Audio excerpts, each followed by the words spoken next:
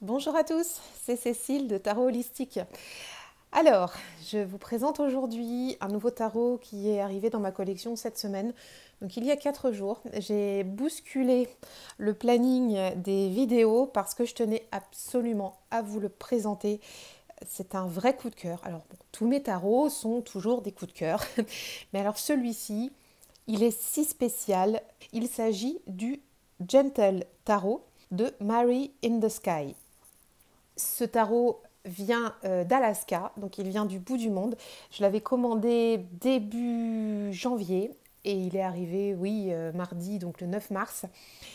Et il vient du bout de l'Alaska. Donc si, je ne sais pas si vous voyez l'Alaska, il y a un bout du bout, une espèce de presqu'île tout au bout de l'Alaska, de l'autre côté de cet état. Et ce tarot vient de là. Et alors, je me suis vraiment amusée à regarder son parcours. Quand il est venu, c'était... Enfin voilà, je vous raconte ça, mais parce que rien que ça, c'est aussi... Ça fait partie de son histoire. Il a parcouru donc de l'Alaska, il est passé dans le Wyoming, ensuite en Californie, arrivé dans l'État de New York pour traverser l'Atlantique à Paris et arriver ici jusqu'en Bretagne. Bah, c'est juste super et il a mis le temps pour arriver, mais il a pris le temps nécessaire. Voilà, je vais vous le présenter aujourd'hui, je suis extrêmement ravie. Donc j'ai pas encore travaillé avec lui. J'ai regardé un tout petit peu pour vous faire quand même une présentation un petit peu détaillée du jeu. Et c'est parti, on va le démarrer maintenant. Donc il arrive dans une boîte, vous voyez, cartonné dur, donc de très très bonne qualité. Donc ici on a la représentation d'une carte que je vous montrerai tout à l'heure. Et ce qui est excellent aussi, c'est que la boîte, vous voyez, elle est atypique. Les cartes ne sont pas présentées au milieu, elles sont présentées sur le côté. Et pour l'esthétique, j'adore ça. Et ici, on a le dos de la boîte, pardon. Le tarot doux, le Gentle Tarot, le tarot doux. Soigne-toi et soigne la terre. Voilà, donc c'est un super beau jeu, donc avec les éléments. Ce tarot est axé sur le soin, enfin, prendre soin de soi, prendre soin de la terre, des animaux, de la nature. C'est vraiment un jeu très particulier. C'est un jeu qui est plutôt féminin, mais qui peut tout à fait aussi s'adresser à des hommes. Je l'avais découvert sur Instagram.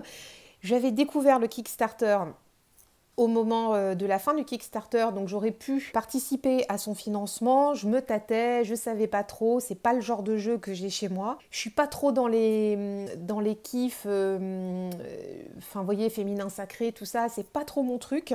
Et je sais pas, j'avais vu ce jeu un petit peu dans cette énergie-là et ça me parlait pas trop. Et en fait, comme je vous dis, je l'ai redécouvert sur Instagram avec des comptes notamment de tarologues américains que je suis. Et je l'ai découvert sous un autre jour, et notamment un tarologue qui s'appelle Astro Nerd, qui est un homme, et qui a fait pas mal de tirages avec. Et ben ouais, ça m'a beaucoup parlé. Je me suis dit, en fait, c'est pas un jeu cucu, c'est un jeu qui a vraiment du sens. Et j'ai craqué, donc je l'ai acheté en pré-order juste après le Kickstarter sur la boutique Etsy, donc de Mary in the Sky.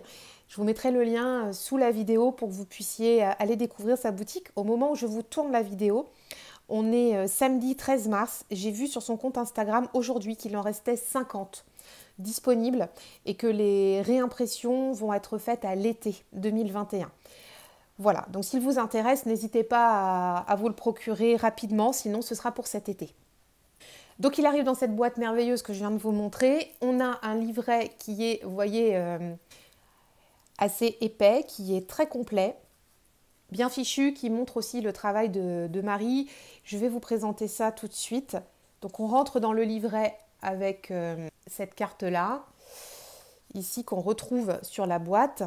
Et ici, on a la dédicace. J'adore cette dédicace, elle est simple, efficace.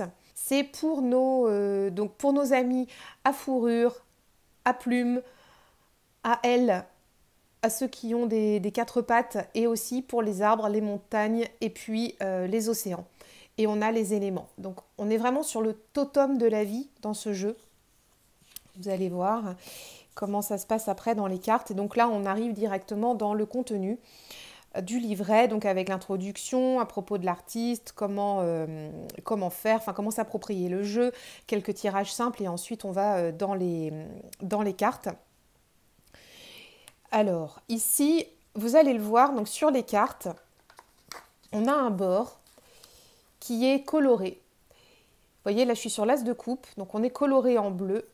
Et pour toutes les suites et les majeurs, on a une couleur différente. Donc par exemple ici, donc pour les arcanes majeures, on a le violet pour l'esprit, donc le bleu pour les coupes, pour l'eau, le feu, donc en rouge pour donc les bâtons, thunder, donc c'est les éclairs, on a la couleur jaune et l'air, et puis les pierres, donc le vert pour la terre.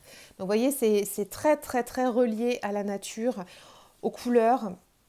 On a donc un moment pour la connexion ici, on a un petit mot sur l'artiste, et ensuite on arrive un petit peu donc sur des conseils de Mary in the Sky, donc les simples tirages, comment s'approprier le jeu, les majeurs, les mineurs, voilà, donc passé, présent, futur, etc. Elle vous propose quelques tirages assez simples. On remet un petit peu ici les éléments donc au cœur des systèmes si vous ne les connaissez pas. Des intentions pour ouvrir un petit peu notre mindset quand on va démarrer ce jeu.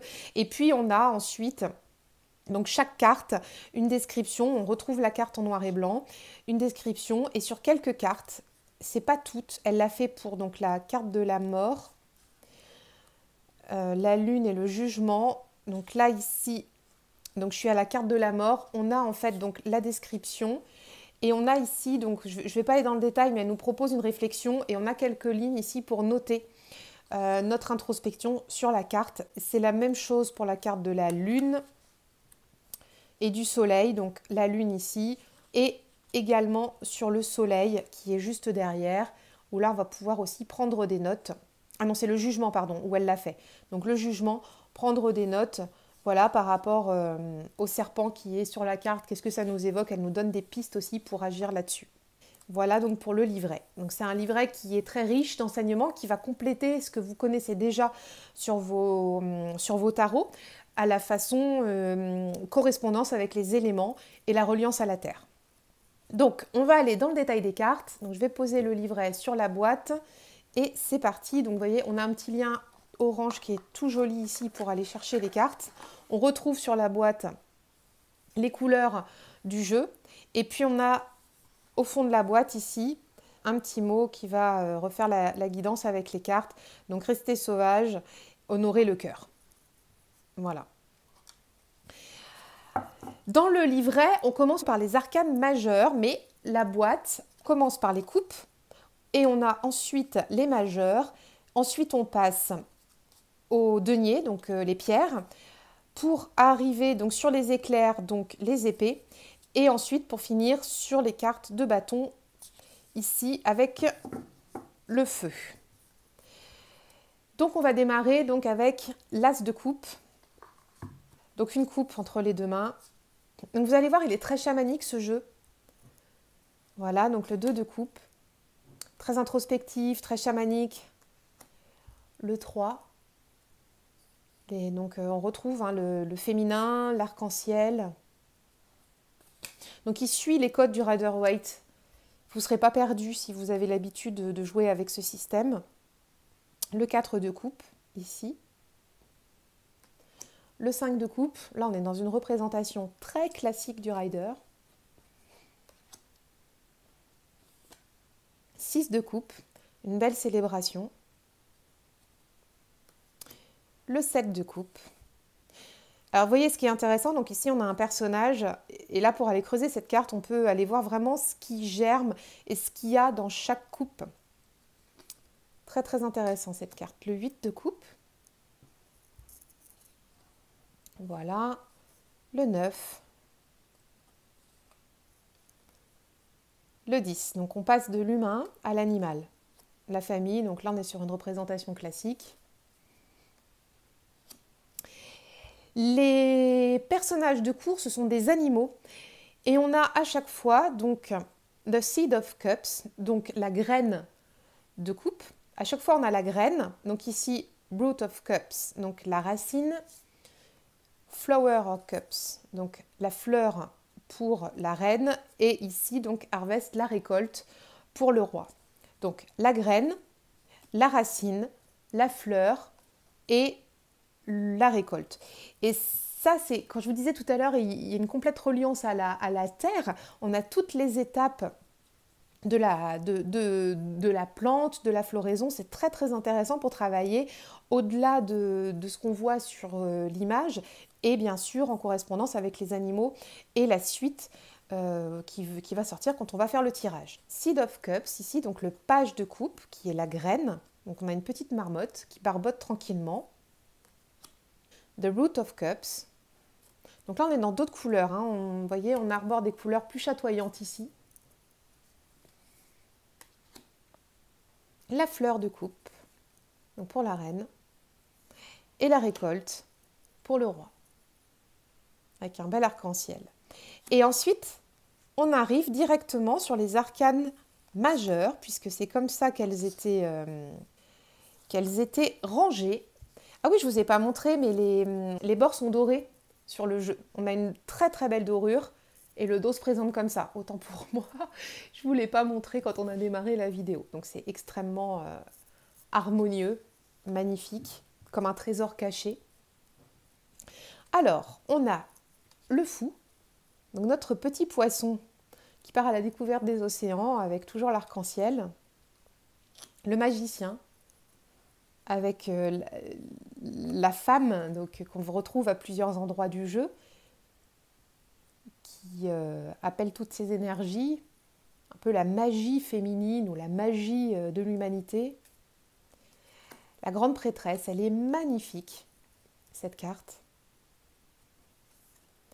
L'impératrice. Bon là, on retrouve bien les canons de cette carte, hein, tout ce qui est fertilité, famille, voilà. Donc là, on est en plein dedans. L'empereur. Je l'aime beaucoup. C'est un morse, il est juste génial. Bien planté. C'est moi le patron. Le hiérophante. Très intéressant, là ils sont deux. Et on a des petits signes d'expression ou de luminosité ici. Voilà, il faudra que j'aille creuser cette carte. Elle me parle, hein, mais pour l'instant, j'ai pas trop la signification avec ces oiseaux. Les amoureux, donc comment dire, une représentation plutôt classique là pour le coup. Là on est vraiment dans l'union, hein. Voilà. On ne retrouve pas beaucoup d'hommes hein, dans ce jeu. Hein. L'homme il est de passage dans la carte des amoureux. Il me semble qu'on doit le retrouver dans une autre carte, mais on voit surtout des femmes. Le chariot, j'adore ce chariot, mais tellement, tellement, tellement, tellement. Aller à la chasse pour la survie, pour manger. Bon, il n'a pas l'air mort de faim, hein, loin de là, pas du tout. Mais alors ce qui me plaît beaucoup, c'est qu'il a deux pattes dans l'eau, deux pattes sur les rochers. Il a l'air de savoir où il va, mais comme le chariot dans la carte classique, on a une patte qui va dans un sens, l'autre patte qui va dans l'autre sens. Donc, bon, voilà. On peut aussi travailler dans ce sens-là cette carte. La force. Donc toujours avec l'arc-en-ciel qui se promène de carte en carte. L'ermite, magnifique ermite, avec le renard. La roue de fortune, donc c'est la carte qui représente le livret ici aussi.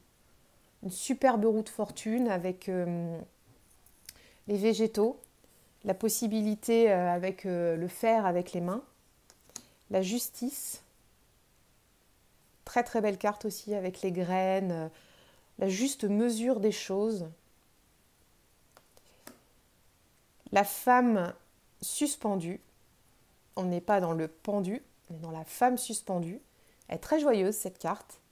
Elle s'amuse et ouais, c'est assez fertile autour aussi, c'est vraiment très intéressant. La mort, une des plus belles cartes aussi de ce jeu, je trouve, où on a ce Bernard l'ermite qui, voilà, la coquille avec toutes les expressions de lumière ici, et puis voilà, il y a une espèce de mue qui illustre parfaitement la transformation. Tempérance, avec ces poissons là dans l'eau, le juste équilibre. Le diable, très très très belle carte aussi, extrêmement symbolique dans ce jeu. Voilà. La tour. Alors cette tour, elle est très intéressante aussi parce que Alors, je sais pas, là, si vous voyez bien le personnage ici, donc on est encore a priori sur une représentation féminine, même si c'est pas forcément dit, hein, ça peut être un homme aussi.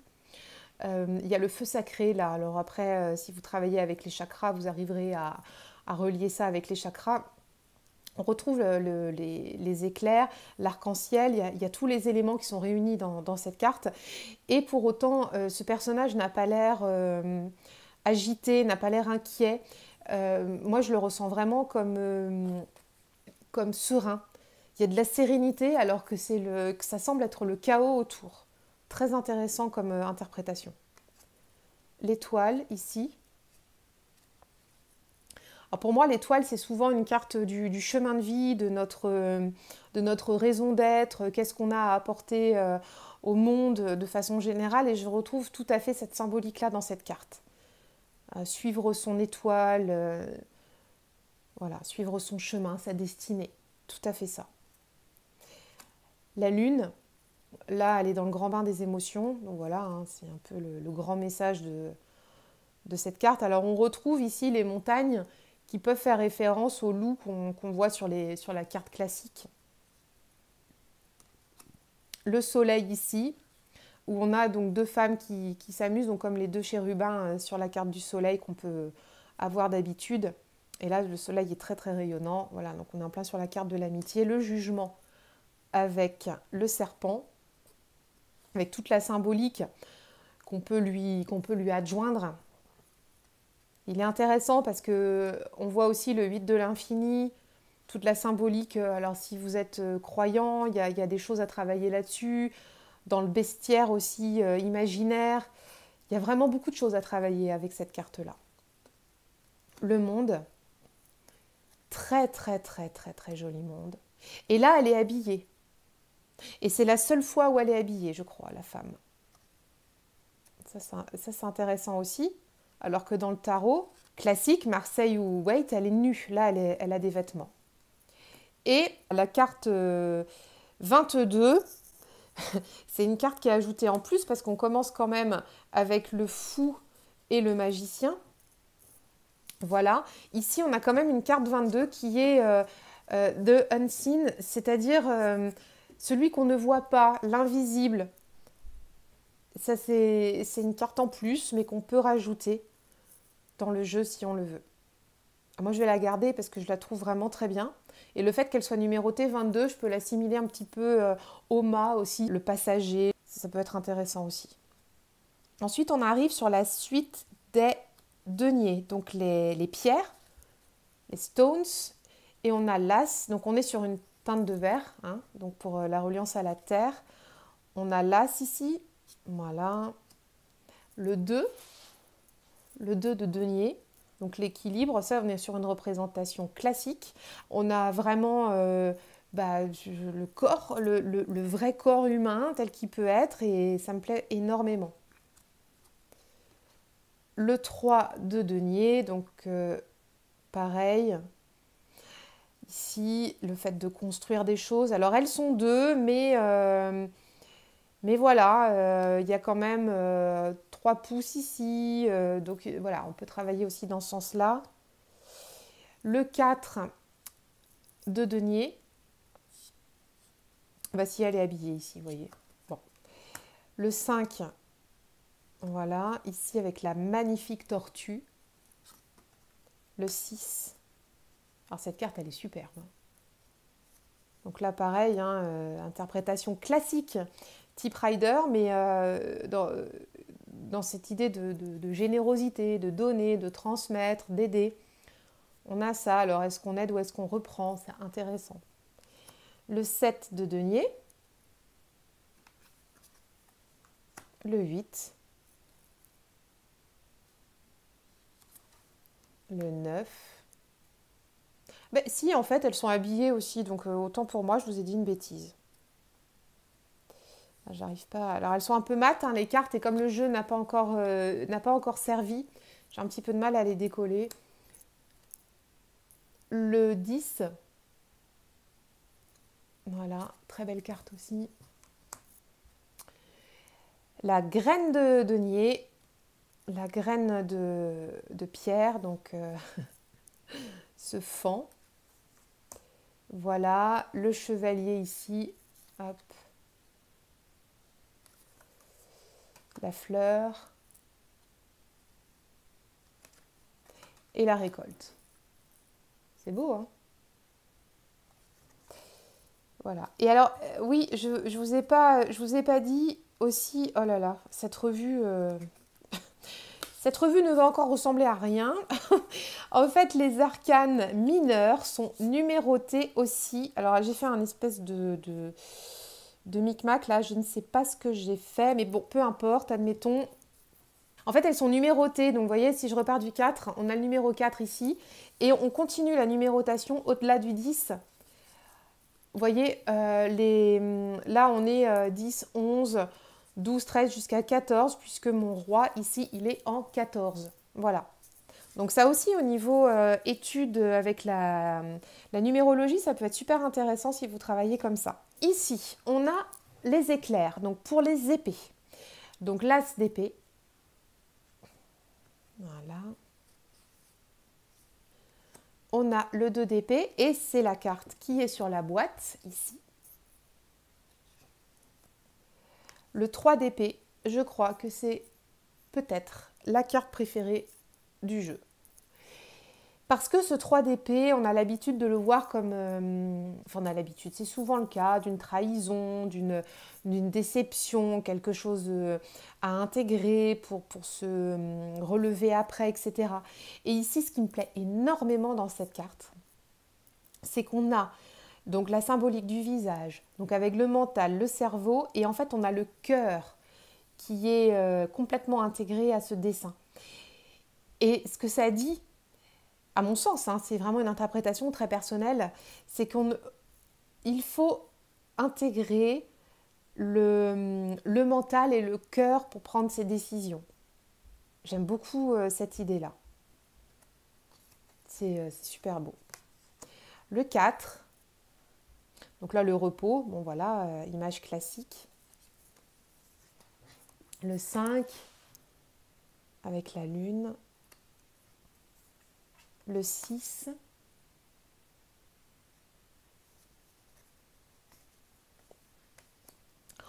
qu'est-ce qu'il est beau ce lynx, qu'est-ce qu'il est beau. Le 8, le 9, alors là on la voit bien empêtrée, hein. C'est comme si, ça me fait penser à une marée noire, comme si elle était engluée dans une espèce de pétrole gluant et qu'elle a du mal à s'en sortir. Et le 10, ici on voit que tout est noir, en revanche on a quand même un morceau d'arc-en-ciel sous son pied, donc tout n'est pas perdu. Voilà, donc le page, super beau. Alors, encore ma carte qui est, voilà, collée. Le chevalier d'épée,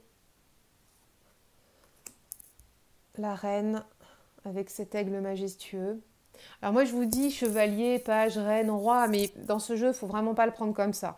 Moi je pense que quand je vais tirer avec, je vais vraiment m'attacher à l'animal qui est dessus, ce que ça représente. Également ici le fait que ce soit associé à une fleur. On est sur les pétales, on est sur la fleur, qu'est-ce que ça représente aussi. Donc voilà, moi je vous dis ça, c'est pour votre compréhension là, lors de la présentation. Mais ce qui a été choisi par Mary in the Sky, je pense que c'est vraiment à intégrer aussi quand on fait la lecture du jeu, pour de se mettre dans l'univers à 200% de son magnifique jeu. Et la récolte, voilà, magnifique hein, celui-ci, là, ce 10 d'éclairs, d'épée. Alors, on termine par les bâtons, avec l'as de bâton. J'aime beaucoup cette symbolique, le poignet qui sort d'un trou noir pour aller vers du concret. C'est très très beau. Le 2 de bâton. Le 3. Encore une représentation plutôt classique. Avec le chemin vers le soleil, vers l'infini. C'est chouette. Le 4 avec ses magnifiques ailes de papillon. Le 5. Alors là, on voit que ça commence à barder hein, avec les ours au-dessus. Le 6. Qu'est-ce qu'elle est belle celle-ci aussi. Il y a une énergie sensationnelle qui se dégage. Une force ouais, animale et de sagesse. C'est maîtrisé, c'est harmonieux, c'est apaisé. Et pourtant, il y a une magnifique énergie. Le 7 de bâton avec son corbeau. Le 8.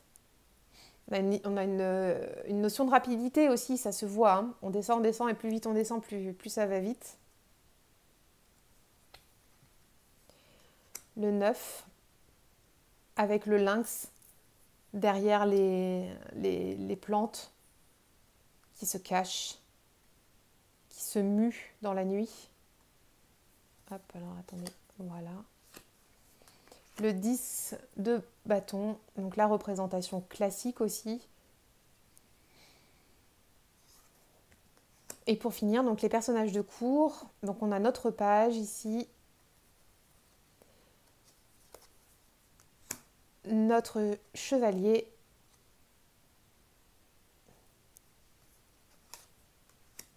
Voilà, la fleur. Et la récolte pour le roi, avec le loup qui est sensationnel. Voilà. Donc voilà pour ce jeu que j'avais envie de vous présenter très très rapidement. Je ne pouvais pas attendre. C'est vraiment une belle surprise pour moi, donc j'espère que vous allez pouvoir vous le procurer si ça vous parle. Encore une fois, moi j'ai pas l'habitude d'avoir des jeux portés sur cette thématique hein, dans ma tarothèque, mais celui-ci vraiment, il a quelque chose de tellement chamanique, de tellement ancré à la nature. Il n'est pas cucu, mais franchement, si vous voulez faire un travail introspectif, dans la douceur, relié avec les animaux et l'humain de façon générale, ce serait vraiment ce jeu que je vous représente. Il s'appelle le tarot doux et il est doux, il apporte une douceur, il saura dire les messages et en même temps vous chouchouter et vous réconcilier avec vous-même si vous avez besoin de travailler cette thématique-là, peut-être. Voilà, donc je vous dis à très bientôt. N'hésitez pas à vous abonner si cette vidéo vous a plu, activez la petite cloche et je vous dis à très vite pour une prochaine vidéo. À bientôt!